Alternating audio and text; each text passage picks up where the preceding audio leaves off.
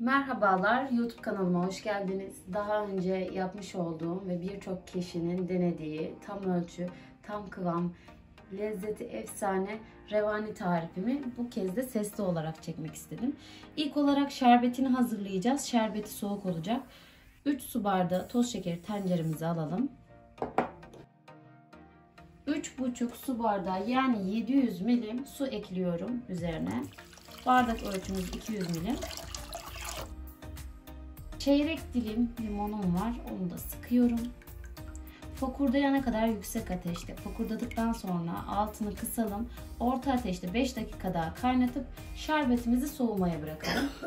Revanenin keki için 4 adet oda ısısında yumurtayı kabıma alıyorum.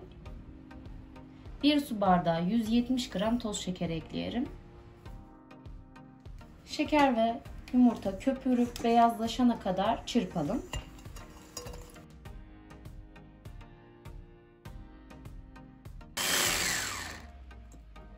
1 adet portakal kabuğu rendesi. Beyaz kısma gelmeden rendenin ince tarafıyla rendeledim. Çırpmaya devam ediyorum. Yine bu aşamada portakal kabuğu yerine limon kabuğu da kullanabilirsiniz. 1 çay bardağı sıvı yağ ekliyorum. 1 su bardağı irmik. 1 su bardağı yoğurt. Yine yoğurdun çok sulu kısımlarından kullanmayalım. 1 su bardağı un ekliyorum. 1 paket kabartma tozu, 1 paket vanilya. Malzemeler tamamen karışana kadar çırpma işlemine devam edelim. Malzemeler karıştıktan sonra çırpma işlemine devam etmiyorum. Hemen çırpıcımı çıkartıyorum. Spatula ile kenar kısımlarını toparlayalım. Hamurumuz hazır.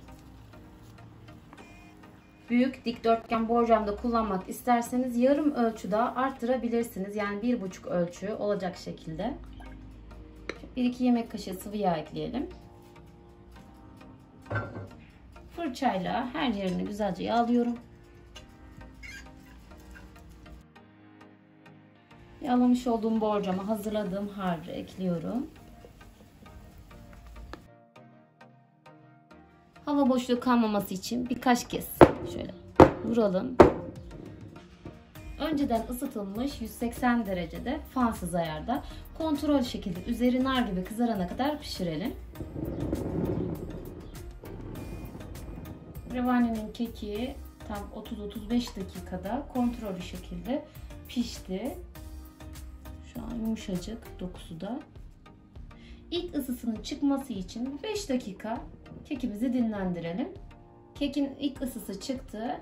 1 su bardağı taze sıkılmış portakal suyunu kekimize gezdirelim. Daha önceki tarifte 1 çay bardağı portakal suyu kullanmıştım. Bu kez biraz daha miktarını arttırarak portakal aromasının daha çok olmasını istiyorum. Yine damak tadınıza göre artırıp azaltabilirsiniz. Portakal bulamazsanız 1 çay bardağı su ile de kekinizi ıslatabilirsiniz. Tamamen soğuması için dinlendirelim.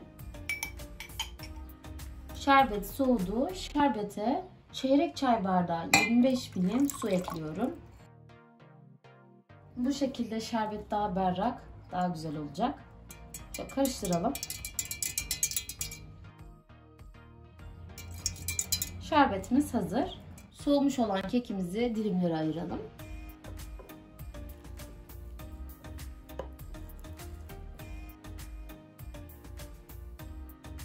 Buzdolabından almış olduğum buz gibi şerbeti keke ekliyorum. Şerbetin tamamını ekledim. Şerbeti tamamen çekmesi için 2-3 saat dinlendirelim. Tatlı 2-2,5 saatte tamamen şerbetini çekti. Üzerine Hindistan cevizi ve toz Antep fıstığı ile süslüyorum. Yine bu aşamada dilediğiniz gibi süsleyebilirsiniz.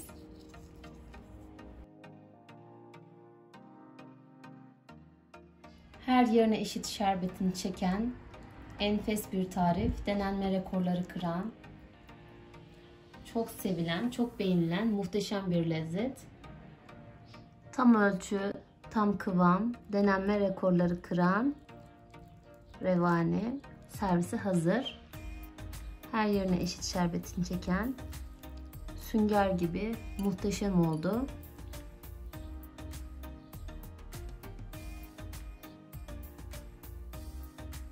Videomu buraya kadar izlediyseniz mutlaka beğenip yorum yapmayı unutmayın lütfen.